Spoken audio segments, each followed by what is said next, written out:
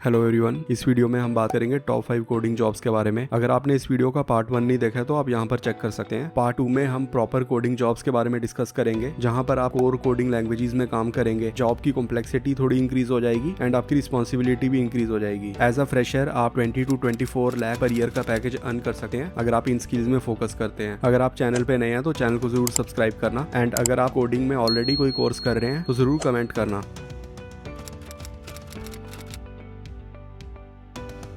Part 1 में हमने बात की थी वेब डेवलपर की। फुल स्टैक डेवलपमेंट में आप वेब डेवलपर का काम भी करेंगे एंड आप बैकएंड डेवलपमेंट का काम भी करेंगे। तो as a full stack developer आपको वेब डेवलपर के स्टैक का पता होना चाहिए। आपको HTML, CSS, जावास्क्रिप्ट आनी चाहिए। आपको React JS या Angular जैसे फ्रेमवर्क भी आने चाहिए एंड आपको बैकएंड स्टैक का भी पता होना चाहिए। आपको Node.js, Python या Java जैसी लैंग्वेजेस आनी चाहिए। आपको डेटाबेसिस के बारे में पता होना चाहिए, कैसे CRUD ऑपरेशंस लिखते हैं, कैसे API क्रिएट करते हैं, कैसे सर्वर बनाते हैं, ये सारी चीज़ें आपको पता होनी चाहिए। As a full stack development आपकी रिस्पॉन्सिबिलिटी ज़्यादा हो जाती है बिकॉज आप front end as well as आप बैक एंड भी देख रहे होते हैं, बट इसकी डिमांड एंड वैल्यू काफ़ी ज़्यादा है। एज अ फ्रेशर आप on an average 6 to 8 lakh का पैकेज अर्न कर सकते हैं। अगर आप प्रोडक्ट बेस्ड कंपनी में अप्लाई करते हैं तो इजीली आप 12 लाख पर ईयर का पैकेज भी अर्न कर सकते हैं as a full stack developer.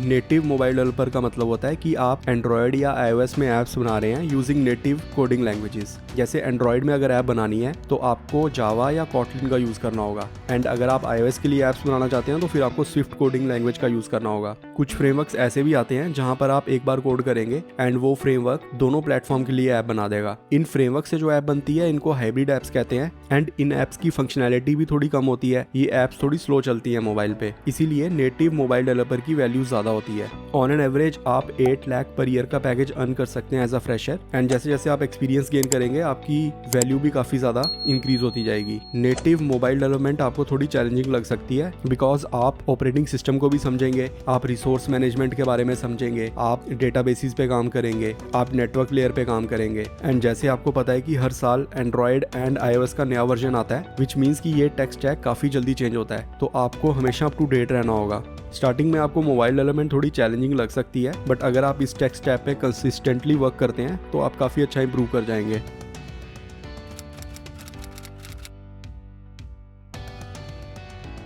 As a backend developer आप सर्वर साइड एप्लीकेशंस पे काम करेंगे, आप CRUD ऑपरेशंस करेंगे, आप माइग्रेशंस पे काम करेंगे, आप सर्वर APIs बनाएंगे, आप माइक्रो सर्विस आर्किटेक्चर पे काम करेंगे, आप ऑटोमेशन टेस्ट लिखेंगे। बैकएंड डेवलपमेंट आपको स्टार्टिंग में थोड़ा चैलेंजिंग लग सकता है बिकॉज इसमें आप कम्प्लेक्स प्रॉब्लम सॉल्व करेंगे एंड आप कोर कोडिंग लैंग्वेजेस पे काम करेंगे एंड जैसे जैसे आप एक्सपीरियंस गेन करेंगे आपकी रिस्पॉन्सिबिलिटीज भी इंक्रीज होती जाएंगी। बैकएंड स्टैक सीखने के लिए आपको जावा या पाइथन चूज करनी होगी एंड इन लैंग्वेजेस में आपको बैकएंड के फ्रेमवर्क सीखने होंगे। उसके बाद आप सैंपल प्रोजेक्ट बना लेना। एज अ फ्रेशर आप इजीली 12 लाख पर ईयर का पैकेज अर्न कर सकते हैं एंड अगर आप प्रोडक्ट बेस्ड कंपनीज का इंटरव्यू क्रैक करते हैं तो आप around 20 to 24 lakh per year का पैकेज अर्न कर सकते हैं as a backend developer and with experience आप काफी अच्छा ग्रो कर सकते हैं एज अ बैकएंड डेवलपर। आप AI ML के स्टैक सीख सकते हैं, आप डेटा साइंटिस्ट बन सकते हैं, आप डेवऑप्स इंजीनियर बन सकते हैं। बैकएंड डेवलपर की जॉब्स कोर कोडिंग जॉब्स में आती है बिकॉज यहाँ पर आप रियल वर्ल्ड प्रॉब्लम सॉल्व करते हैं।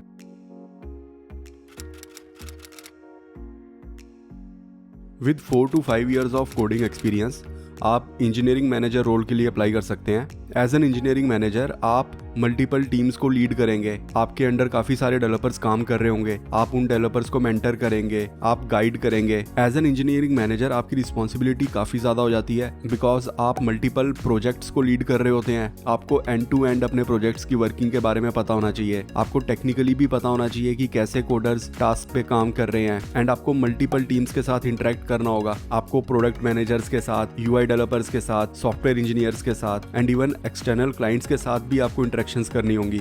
एज एन इंजीनियरिंग मैनेजर आप कोड नहीं करते हैं बट आपकी रिस्पॉन्सिबिलिटी होती है जो भी प्रोजेक्ट्स आपके अंडर होते हैं वो टाइमली डिलीवर हो, जो भी डेवलपर्स काम कर रहे हैं उन प्रोजेक्ट्स पे वो ऑन टाइम डिलीवर कर पाएं। अगर वो कहीं पे भी ब्लॉक होते हैं तो उनकी हेल्प करना आपकी रिस्पॉन्सिबिलिटी होती है। तो स्टार्टिंग में आप 30 लाख पर ईयर का पैकेज अर्न कर सकते हैं एज एन इंजीनियरिंग मैनेजर। जैसे जैसे आप इस रोल में ग्रो करते हैं आपका पैकेज भी इंक्रीज होता जाता है।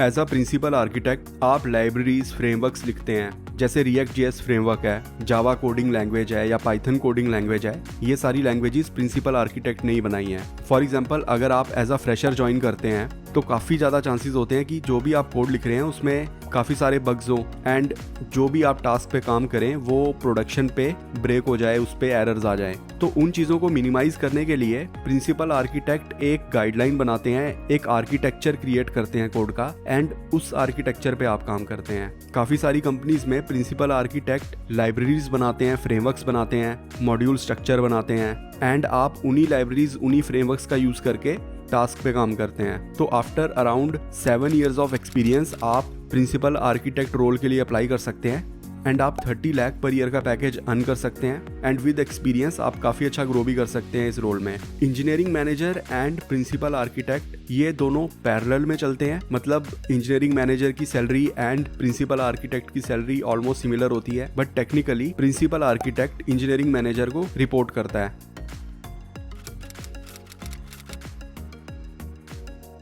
आई होप आपने इस वीडियो में कुछ नया सीखा होगा। अगर आपके कुछ डाउट्स हैं या फिर आप ऑलरेडी एक टेक स्टैक पे काम कर रहे हैं तो आप ज़रूर कमेंट करना।